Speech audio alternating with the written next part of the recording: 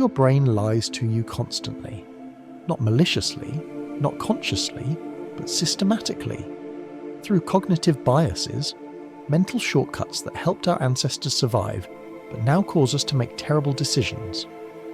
Predictable errors in thinking that you probably don't even realize you're making. Confirmation bias is seeing what you already believe. Your brain filters reality through your existing beliefs. You notice evidence that supports your position. You ignore evidence that contradicts it. This isn't intentional, it's automatic. Your brain is trying to maintain consistency. But it's making you wrong. Everyone does this.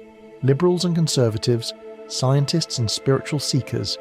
You find what you're looking for, you see what you expect to see, and you remain convinced you're objective, that you're following the evidence, but you're not. You're following your biases. The only defense is active skepticism of your own beliefs. Deliberately seek contradicting evidence, steel man the opposing view. Try to prove yourself wrong. This is uncomfortable. Your brain resists it. But it's the only way to approach truth. Availability bias mistakes easy to recall examples for common occurrences. If something comes to mind easily, you assume it happens frequently. Plane crashes are memorable. Car accidents are common, but you fear flying more than driving. Because plane crashes are available in your memory, this distorts your risk assessment. Media exploits this. Sensational stories get coverage. Mundane realities don't. So you overestimate rare dangers, underestimate common ones. You worry about terrorism more than heart disease. Because the rare is memorable, the common is invisible, the defense is statistics, actual data. What are the real numbers? Not what feels true. What is true?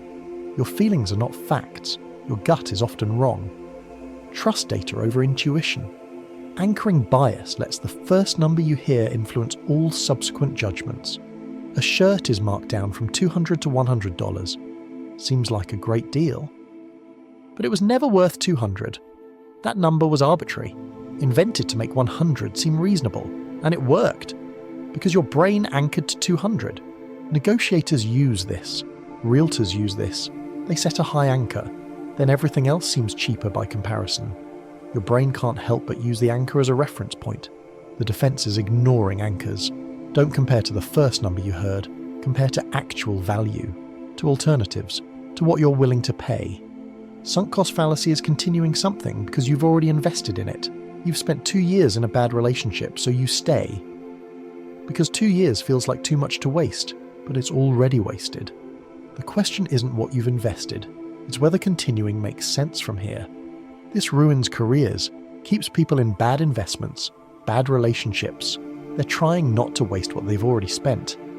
But by staying, they're wasting more. The sunk cost is gone. You can't get it back. The defense is forward-looking decisions. Ignore what you've already invested.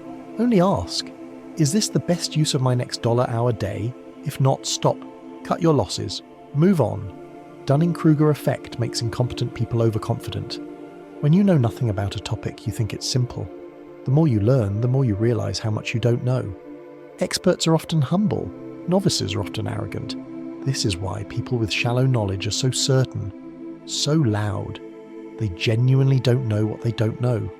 The smarter you get, the more you question yourself. The defense is assuming you're wrong about things, especially things outside your expertise. Be willing to say, I don't know. Be willing to change your mind. Hindsight bias makes everything seem obvious in retrospect.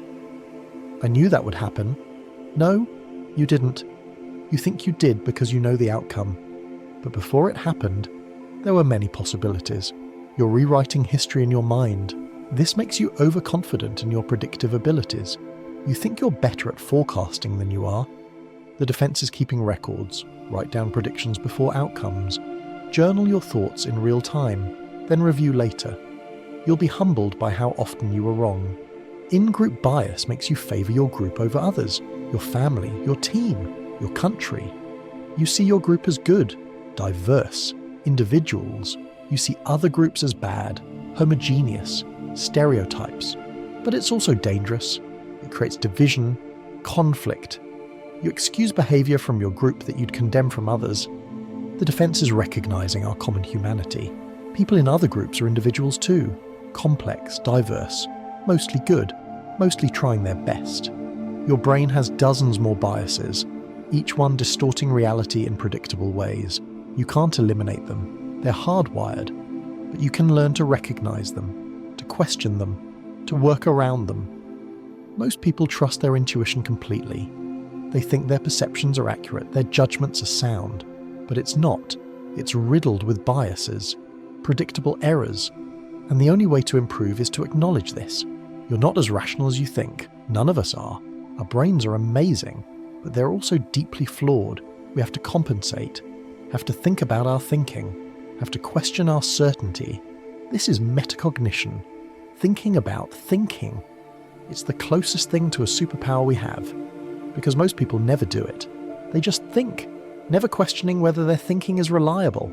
You can be different. You can examine your biases, catch your errors, improve your thinking. It won't make you perfect, but it'll make you better, more accurate, less wrong.